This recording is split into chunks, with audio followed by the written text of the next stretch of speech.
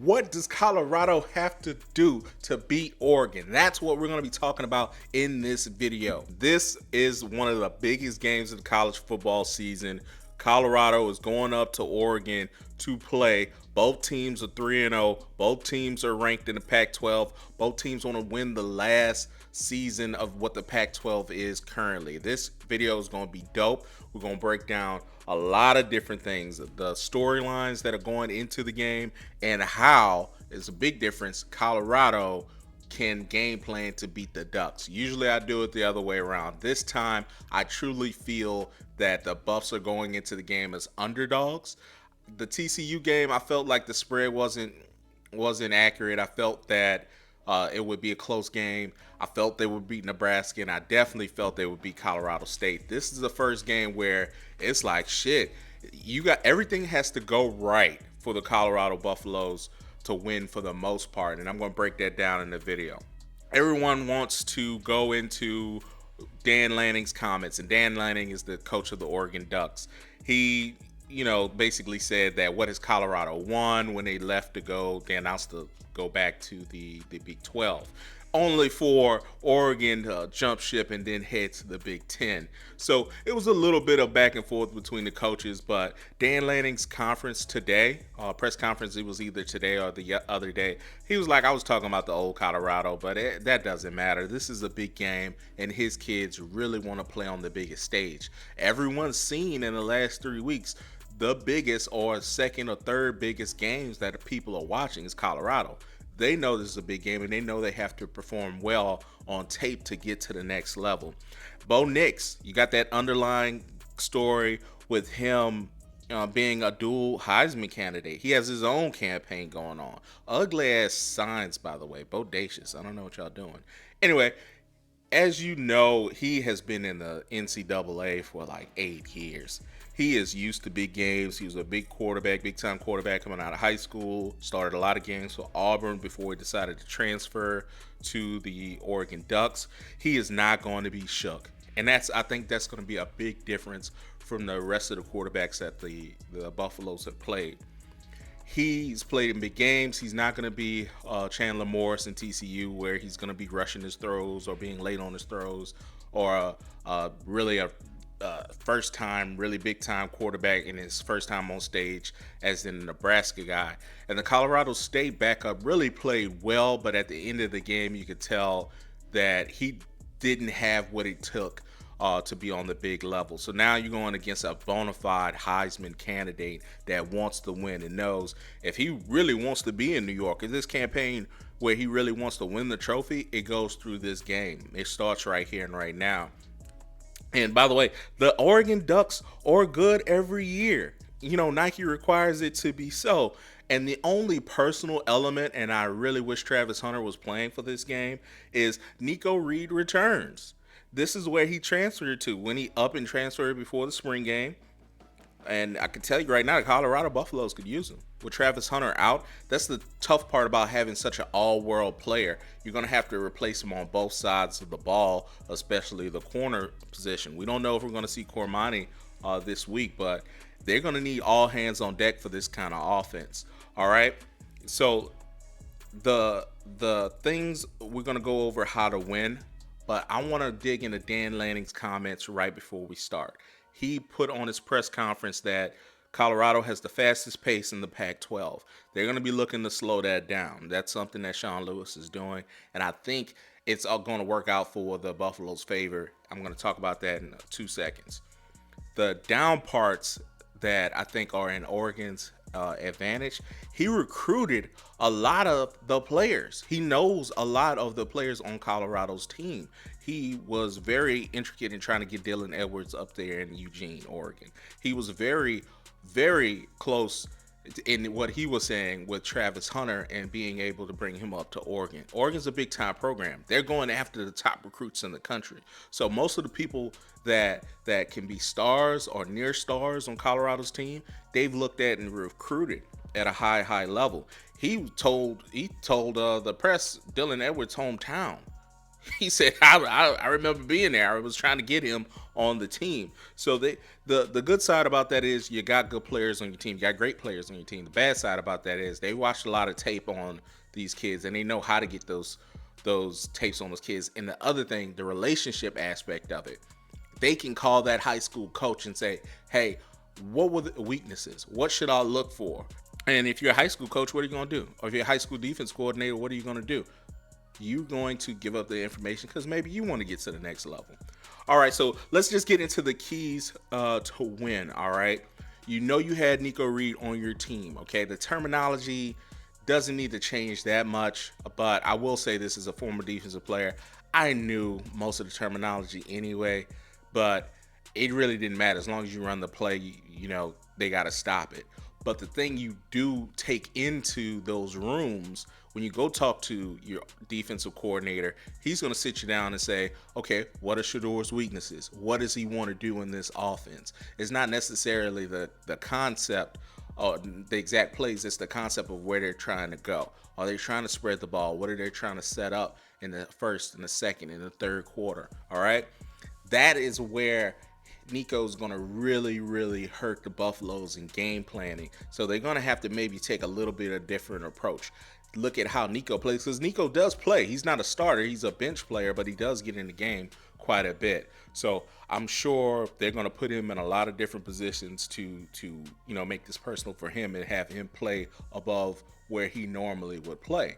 And I'm talking about his talent-wise level, because he wants to win that game. And I really wish Travis Hunter was out there to go against them, because they had some great battles in the spring. So it is, number one, knowing that you have a former player over there and they have knowledge of your offense. Not exactly all of it, but they know what you're trying to do. Okay, so that, to me, you need to switch some things up. You're the fastest pace in the Pac-12 according to Dan Lanning, meaning you're going to have to do some things different, and that goes right into what else you need to do to win. All right. The Oregon Ducks start out fast. I've looked at the box scores of all of their wins, and it really jumps out at me how many points they score in the first quarter. All right. So just for instance, in the Texas Tech game, they scored 15 points in the first quarter. That is the most they scored except for the last quarter. In the fourth quarter, they got a last-second interception, and that brought it over to 15-point total, meaning if that interception didn't happen, 15 points would have been the most they scored throughout the game. And then you look at their Hawaii game, they scored 24 points in the first quarter. Oregon starts fast, and that's what Coach Prime has been talking about. They need to start faster because he sees what's on their schedule. Oregon is going to start fast. That's what they've done. I can't emphasize enough. You have to be able to not only withstand the first quarter, but slow the first quarter down. So maybe you don't go as fast paced in the first quarter. Because I'll tell you this now, if they score 15 to 24 points in the first quarter or more, it's going to be a really hard hill to climb to win that game. Your percentage of winning that game instantly just nosedives. So if you had a 50-50 and they score 20, 30 points, it's going to be at a 10% chance that you're going to win that game. Now, you're going to be asking yourself, do you really believe? Of course, the answer is yes, but if you could take that away, that's going to be major.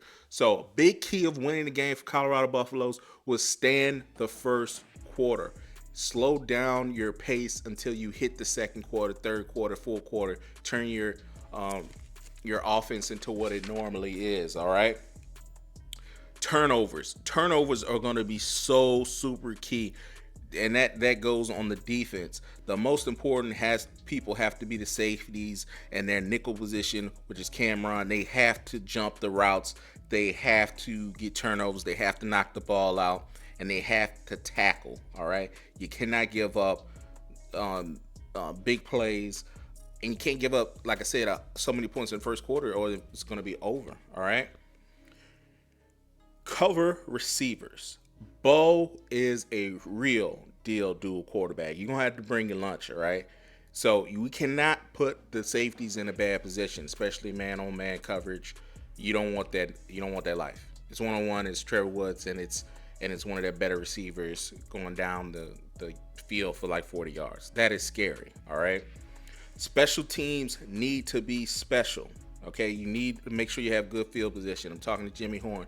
You got to make sure you catch his punts and get as much positive yards you can and put the offense in the best position. All right, and Coach Prime has talked about, it made no secret, he's going to use the Texas Tech game as a blueprint. If you don't know what happened, Oregon traveled to Lubbock for the Texas Tech game, and it was a very close game. They were down. They were able to they were up, lost the lead, and then they were able to come back and win the game. They really only won by 1 point. The last play of the game, the guy threw basically a desperation pass. It got picked off, and the Oregon player took it back to the house. So it wasn't as it was way closer than what the score eventually said. So I want to go through the Texas Tech game as the game plan real quick. Again, Bo Nix threw for 32 completions on 44 attempts for 359 yards and 2 touchdowns, all right?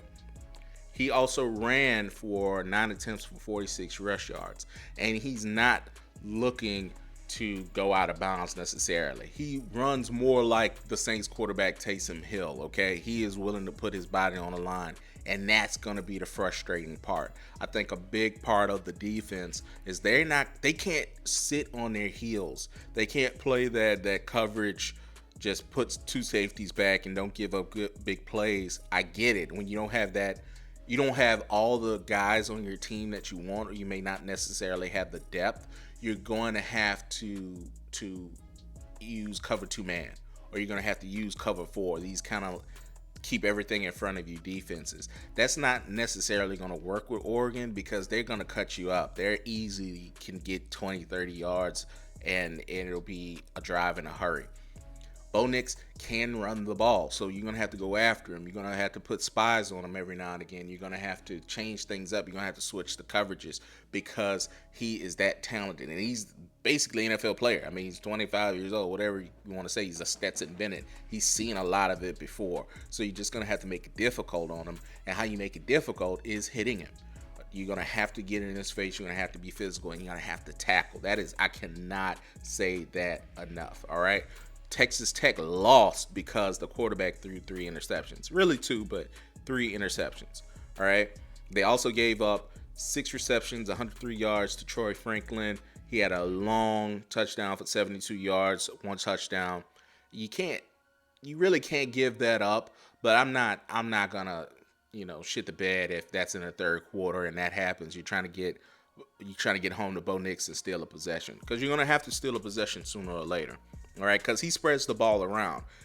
It's going to be a frustrating game for the defense, everybody. I want everybody to know, if you're a Colorado Buffaloes fan, it's going to be a frustrating game for the defense. Bo Nix spreads the ball around just like Shedeur.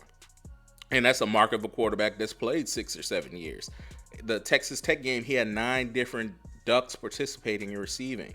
All right, that's frustrating. The 13th ranked team in the country is really good. The Hawaii game, 10 different Duck receivers had receiving yards through the air.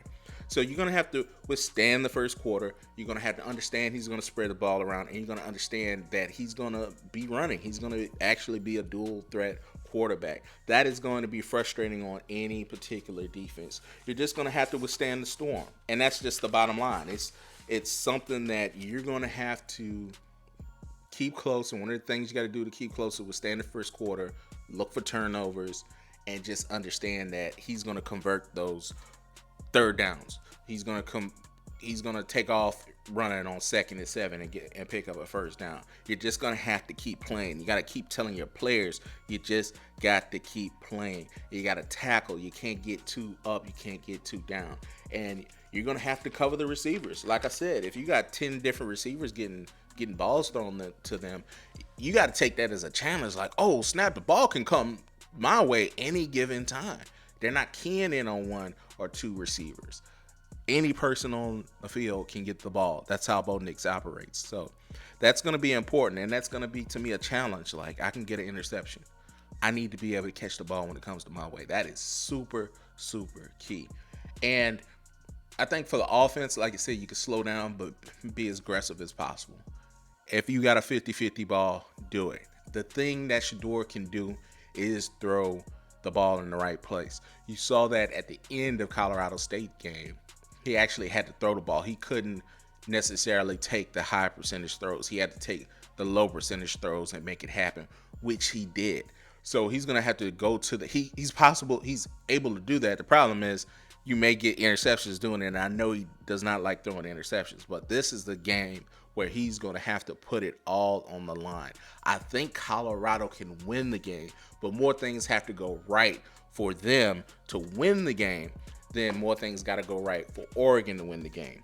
But that doesn't necessarily mean Oregon's going to win the game. I'm not sitting up here and saying, you know, this is a loss for the Colorado Buffaloes. I know it's going to be a really hard game to play. So if they stay within themselves, make sure you follow the points I said, they're going to be right there at the end of the game. And that's all you really ask for. Right now, Colorado is currently a 21.5 dog, meaning they feel that Oregon's going to win by 3 touchdowns. Obviously, I think that's going to be bullshit. The last time they said that, you know, Colorado won the game and made Vegas very a lot of money. They made Vegas a lot of money because a lot of people bet against Deion. I'm sure a lot of people are going to be betting against Deion in this game, but I hope you don't bet the spread. Heritage Sports.